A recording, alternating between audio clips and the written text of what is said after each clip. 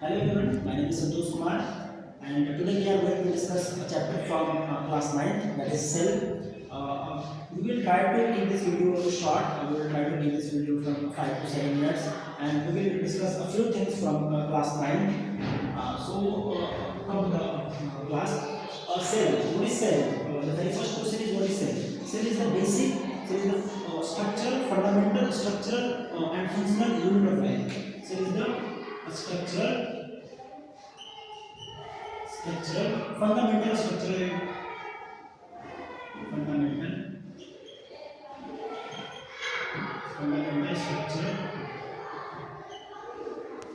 and functional unit. Fundamental. Very first thing, the fundamental means the basic. But we call it basic. Life means any living. So why we are calling the cell the fundamental, the basic structural and functional unit of life. If you look at the living, what cell comes together, cell joins together, group up to form or to make tissue, and tissues group up to make up organ and organ join together to make organ system. And when organ system combines, when organ system works in systematic way, they form a organism they form an organism like us. So what we are seeing here, what we look here, if we are an organism, we are calling an organism that is made up of some organ system. Organ system means if you take our digestive system, there are many organs, our buccal cavity, our food pipe, our stomach, small intestine, etc. So those organs come together, they are working in a system, and those organs are made up of some kind of tissues, and initially those tissues are made up of some kind of cell. So what if we remove this cell from this whole structure, this whole system, what will we? We will not able to form tissue, and if tissue are not getting formed, we will fail to form organ, and if there is no organ, there will be no organ system, and if there is no organ system, there will be no an organism like us. So this is why we call it the structural unit. But why functional unit? Why we call it functional unit? Look, if whatever kind of function is being done in an organism that is based on cell. Look, our respiration is being done in cell.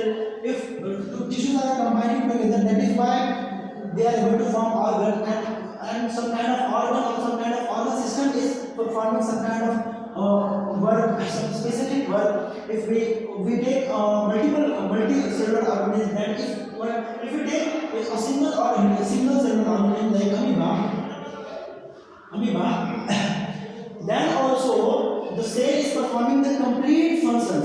The amoeba is taking some kind of nutrition, amoeba is digesting those food particles, those nutrients, and amoeba is distributing those food or nutrients from one place to another place. If suppose amoeba takes food, some kind of food, that is being distributed in the whole cytoplasm. That is why we call the fundamental functional unit also. If you remove this cell, you cannot imagine a life. That is why it is a fundamental structural and functional unit of life.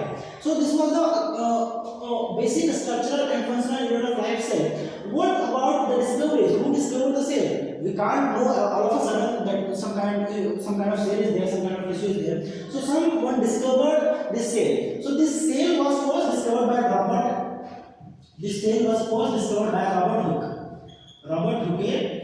It was discovered in 1664. But it was not a living cell. It was not a living cell. It was a dead cell. So, if it was a dead cell, we can't know the whole structure of a cell. So, it was required to discover some kind of living cell. So later, after 9 years, Anton von Leeuwenhoek discovered the new cell cell, that was a living cell. It was a living cell. So who discovered the first cell? Robert Hooke. But it was not a living cell. Who discovered the first living cell? It was Robert Anton von Leeuwenhoek. It was discovered in 1675. If you add it 9 years, you can learn it by this adding 9 years. If you are adding in the first discovery 9 years, you will get the living cell. After this living cell, scientists become very interesting. This become very interesting topic among the scientists. So after a few years, one scientist came out and discovered nucleus. Robert Brown discovered nucleus in 1831. He discovered nucleus. And after that, Purkinje discovered protoplasm. In 1838, Purkinje discovered protoplasm. What is protoplasm? A nucleus is also known as the brain of the cell, or control system of the cell. Who controls the whole mechanism of the cell is the nucleus. What is protoplasm? Which was discovered, protoplasm, which was discovered by Purkinje. It is the living part of the cell. Living part of the cell. And what does it mean, living? Look, if we go to a animal cell, it has an outer membrane of cytoplasm, that is cell wall. Cell wall, which is a dead part. So this will not come under the protoplasm. So what I call students, nucleoplasm plus cytoplasm together form, plus cytoplasm plus plasma membrane also, and in this nuclear envelope also, they all form protoplasm. This living part of the cell is known as protoplasm, which was discovered in 1838 by Purkinje, and nucleus, the brain of the cell, was discovered in 1831 by Robert Brown. Now after this all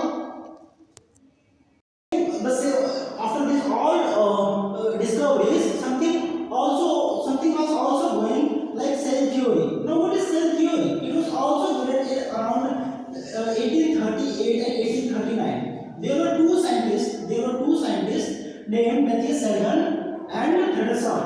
Matthew Selden, I remember this by shield. Shield means outer covering. So we get this outer covering in only plant cell. We don't get outer covering after the plasma membrane in any kind of animal cell. So he was a researcher. He was working on plants. He was a botanist, and Swan was a zoologist. And he was a botanist. So he concluded that all the plants are made up of cells. And Swan concluded that all the animals are made up of cells. So this was the first theory.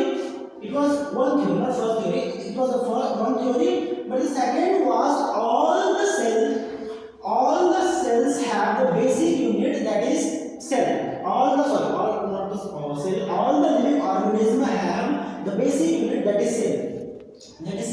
All the animals are made up of cell. And these were two theories. The third was given by Rudolf Virchow. It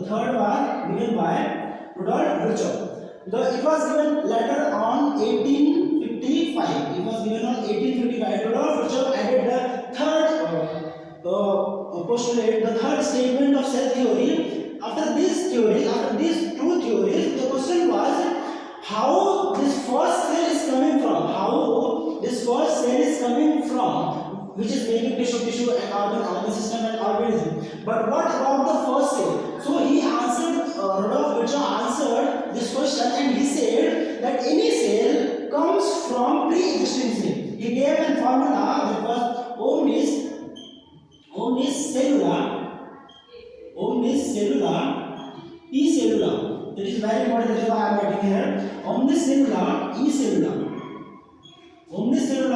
This means any kind of cell, any cell comes from pre-existing cell. So he answered the question that was arising after these theories, after these postulates, after these two statements, that omnis cellula e cellula means the current cell, if we have this current cell. So the question was how this cell came in existence. So this cell came in existence after the multiplication of the reproduction of the pre-existing cell. So if we do not have first cell, we can't get any kind of cell. So we are getting any kind of cell from the pre-existing cell. So this was a very short lecture about the cell discoveries and cell theory. We will discuss other topics in other videos like about other like parts of the cell, cell organelles, and cell site, cell stage. Thank you for this video, and if you like this video, please share to our channel and subscribe it. Thank you.